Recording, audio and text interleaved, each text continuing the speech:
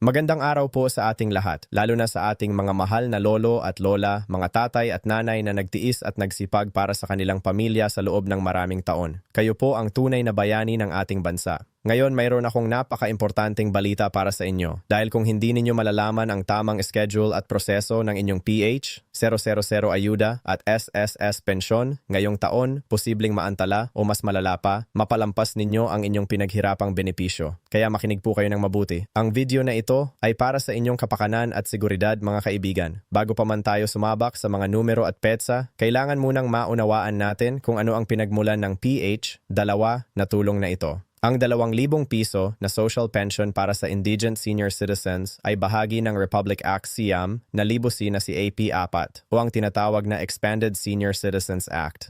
Sa ilalim ng batas na ito, ang mga kwalipikadong mahirap na matatanda, lalo na ang mga taong gulang pataas na walang regular na pinansyal na suporta mula sa pamilya, walang SSS o GSIS pensyon, at walang ibang mapagkukunan ng kita ay may karapatang tumanggap ng PH. 000 bawat buwan o PH, 3,000 bawat quarter. Kaya kapag isinama mo ang lahat ng quarter sa isang taon, aabot ito sa 2,000 piso bawat taon. Ang namamahala nito ay ang DSWD, ang Department of Social Welfare and Development, sa koordinasyon ng inyong lokal na OSCA o Office for Senior Citizens Affairs. Ngunit huwag kayong mag-alala kung kayo ay may SSS pension. Ang mga balitang ito ay magkasabay. Ibig sabihin, ang SSS pensioner at ang DSWD Shell pensioner ay parehong may makukuhang update ngayong 26.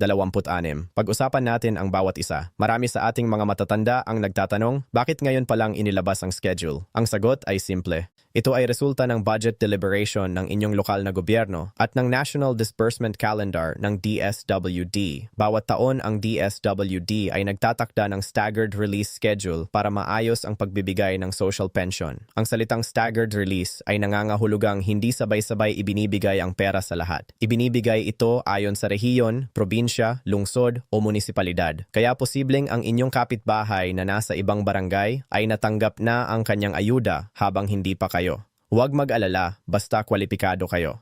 Darating din ito sa inyo. Para sa mga miyembro ng Social Security System or SSS, may importanteng paalala rin. Ang inyong buwan ng pensyon ay patuloy na ilalabas ayon sa inyong birth month schedule o sa ATM/bank deposit date na nakatakda sa inyong account. Ngunit may isang bagay na madalas na ikinakalimutan ng maraming senior, ang ACOP o Annual Confirmation of Pensioners. So ito ang taonang proseso kung saan kailangan ninyong patunayan na kayo ay buhay pa at patuloy na natatanggap ng pensyon. Kung hindi ninyo magagawa ang inyong ACOP sa takdang panahon, posibleng masuspende ang inyong SSS pensyon hanggang sa makumpleto ninyo ito. Sa 26, ang SSS ay nagpapatupad ng MySS Portal.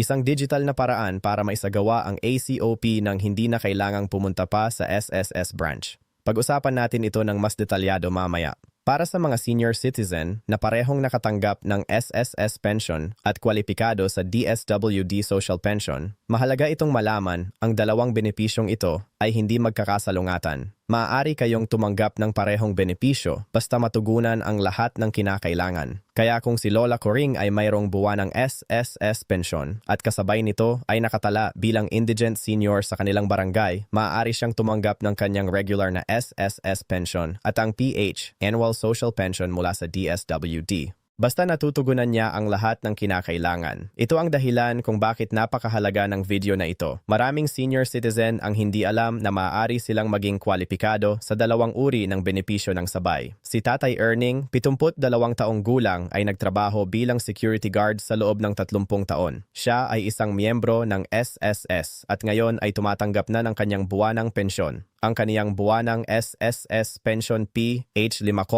kanyang yearly SSS pension PH 5,2 bes ay katumbas ng 624,4 na bawat taon. Ngunit may utang si Tatay Erning sa SSS, isang salary loan na kinuha niya noong nagtatrabaho pa siya. Ang natitirang balanse ng utang ay 8,000 piso. Sa kasalukuyan, ang SSS ay nagpapatupad ng tinatawag na benefit offset o shield back, isang sistema kung saan ang bahagi ng inyong pensyon ay automatikong ibabawas para maayos ang inyong utang. Ang monthly deduction para sa clawback, ang SSS, ay karaniwang nagbabawas ng 500 piso hanggang 0 bawat buwan depende sa laki ng utang. Para kay tatay earning monthly pension 5 piso at 20 sentimo monthly club deduction. PH net monthly pension na matatanggap 5 piso at 20 sentimo minus 500 piso ay katumbas ng 4 na piso at 70 sentimo sa loob ng 36 na buwan. 3 taon mababayaran na niya ang 8,000 piso na utang 500 piso bis katumbas ng 8,000 piso. Pagkatapos nito, matatanggap na niya ang buo niyang 5,002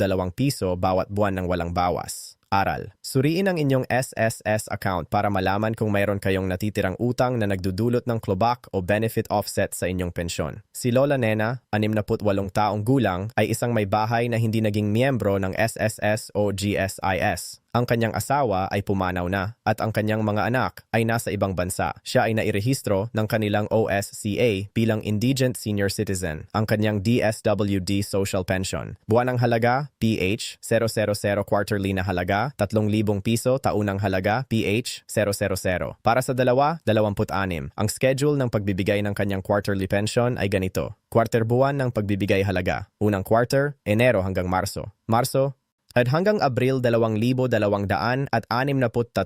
Ikalawang quarter, Abril hanggang Hunyo. Hunyo hanggang Hulyo, 2,263,000. Ikatlong quarter, Hulyo hanggang Setyembre. Setyembre hanggang Oktubre, 2,263. Ikaapat na quarter, Oktubre hanggang Disyembre, Nobyembre hanggang Disyembre, 2,263,000. Mahalaga, ang eksaktong petsa ng pagbibigay ay nag-iiba-iba ayon sa probinsya at munisipalidad. Makipag-ugnayan sa inyong lokal na OSCA para malaman ang eksaktong petsa para sa inyong lugar. Aral. Huwag pabayaan ang inyong pagpapatala sa DSWD at OSCA. Tiyaking updated ang inyong impormasyon at kumpleto ang inyong mga dokumentong kinakailangan. Si Lola Estela, 75 taong gulang, ay dating manggagawa sa isang pabrika. Nagtrabaho siya ng 15 taon at naging miyembro ng SSS. Pagkatapos ng kanyang pagreretiro, natuklasan niya na ang kanyang SSS pension ay mababa dahil sa maiklin niyang kontribusyon. Monthly SSS pension. 8 taon ng SSS pension. 2,800 beses L ay katumbas ng 33,6 na rail mababa ang kanyang kita. Kwalipikado rin siya bilang Indigent Senior Citizen para sa DSWD Social Pension. Taon ng DSWD Social Pension PH, 000. Kabuang taon ng benepisyo ni Lola Estela, 33,6 SSS plus PH, 000 DSWD ay katumbas ng 45,6 na bawat taon. Iyon ay katumbas ng PH, 8 bawat buwan mula sa dalawang pinagkukunan. Aral. Kahit malaki na ang inyong SSS pension, suriin pa rin kung kwalipikado kayo sa DSWD Social Pension. Bawat pisong tulong ay mahalaga. Para sa mga SSS pensioner, ang pinakamalalaking dahilan ng pagkakasuspende ng pensyon ay ang hindi pagsasagawa ng ACOP, Annual Confirmation of Pensioners. Ginagawa ito isang beses sa isang taon karaniwang sa inyong buwan ng kaarawan. Kung hindi ninyo gagawin ang ACOP sa loob ng takdang panahon, ang SSS ay automatikong suspendihin ang inyong pensyon hanggang sa makumpleto ninyo ito. Sa ito ay para matiyak ng SSS na ang pensioner ay buhay pa at karapat-dapat na tumanggap ng benepisyo. Sa panahon ng pagbibigay ng ayuda at pensyon, maraming mapagsamantala ang nagliligalig sa ating mga matatanda. Narito ang mga palatandaan ng scam. Huwag maniwala sa mga taong nagpapakilalang empleyado ng SS or DSWD na humihingi ng bayad para mapadali ang inyong pensyon. Huwag ibigay ang inyong SSS number, birth certificate o personal na impormasyon sa mga hindi kilalang tao, lalo na sa social media. Huwag magbayad ng kahit anong processing fee para sa inyong pensyon o ayuda. Libre ang lahat ng proseso. Kung may nagpapadala sa inyo ng mensahe sa Facebook o SMS na nagsasabing i-claim na ang inyong 1,500 piso ayuda dito, ito ay scam. I-report agad sa DSWD at SSS. Para sa DSWD Social Pension, kailangan ng regular na reassessment at revalidation ng inyong katayuan bilang Indigent Senior Citizen. Na kung lumipat kayo ng tirahan, nagbago ang inyong sitwasyon sa pinansyal o namatay na ang inyong sponsor, kailangan ninyong ipaalam agad sa inyong lokal na OSCA. Para sa SSS, siguraduhin na ang inyong nominated beneficiaries ay updated. Sa kaso ng pagpanaw ng pensioner, ang mga benepisyaro ay may karapatang mag-avail ng death benefit mula sa SSS. Ngunit kailangan ng tamang dokumentasyon. Ang SSS pension ay maaaring makuha sa pamamagitan ng ATM card na nakalink sa inyong account bank transfer sa inyong napiling bangko cash card mula sa mga accredited na bangko. Siguraduhin na ang inyong bank account ay hindi dormant o inactive. Kung matagal na kayong hindi nag-withdraw o nagdeposito, posibleng i-freeze ng bangko ang inyong account na magre-resulta sa hindi pagtanggap ng inyong pensyon. Para sa mga marunong gumamit ng telepono o computer, ang MySS ay isang napakagamit na tool para suriin at pamahalaan ang inyong SSS account. Narito ang mga bagay na magagawa ninyo sa MySS. Suriin ang inyong pension balance at kasaysayan ng pagbabayad. Isagawa ang ACOP nang hindi na kailangang pumunta sa branch, ay update ang inyong contact information at bank details. Suriin kung meron kayong natitirang utang na nagdudulot ng clawback para mag-enroll sa SSS. Pumunta sa May Tuldok, SSS Tuldok, GovTuldok, PHI click ang Not Yet Registered. Sundin ang mga hakbang gamit ang inyong SSS number at personal na impormasyon. Kung hindi kayo sanay sa computer, humingi ng tulong sa inyong mga apo o sa SSS branch na malapit sa inyo. Para sa mga mas komportable sa personal na pagpunta sa SSDSWD office, narito ang mga praktikal na payo. Pumunta ng maaga, subukan na umpisahan ang inyong biyahe para makarating bago mag alas 8 ng umaga. Mas maaga kayo dumating, mas maigsi ang pila. Gamitin ang priority lane. Bilang senior citizen, kayo ay may karapatang gamitin ang priority lane. Huwag mahiyang sabihin na senior citizen kayo. Magdala ng lahat ng dokumento sa isang folder, valid ID, pension card, birth certificate at inyong mga papeles. Magdala ng kasama. Kung posible magdala ng kamag-anak o kaibigan para tulungan kayo. Para sa DSWD inquiries, ang inyong pinakamalapit na contact ay ang OSCA, Office for Senior Citizens Affairs sa inyong munisipalidad o lungsod. Mga lolo at lola, mga mahal na senior citizen, hindi ninyo dapat kalimutan na ang bawat pisong benepisyong ito ay hindi regalo. Ito ay inyong pinaghirapan. Sa bawat araw na nagtatrabaho kayo, sa bawat buwis na inyong ibinayad, sa bawat kontribusyon sa SSS, lahat iyon ay nagbunga ng mga benepisyong ito. Kaya huwag kayong mahiyang i-claim ang inyong mga nararapat. Huwag kayong mahiyang pumunta sa tanggapan, magtanong o humingi ng tulong. Kayo ay may karapatan. Kung nakatulong sa inyo ang video na ito, mangyaring i-share ito sa inyong mga kaibigan at kapwa senior citizen. Maraming matatandaang hindi pa nakakaalam ng mga importanteng impormasyon na ito.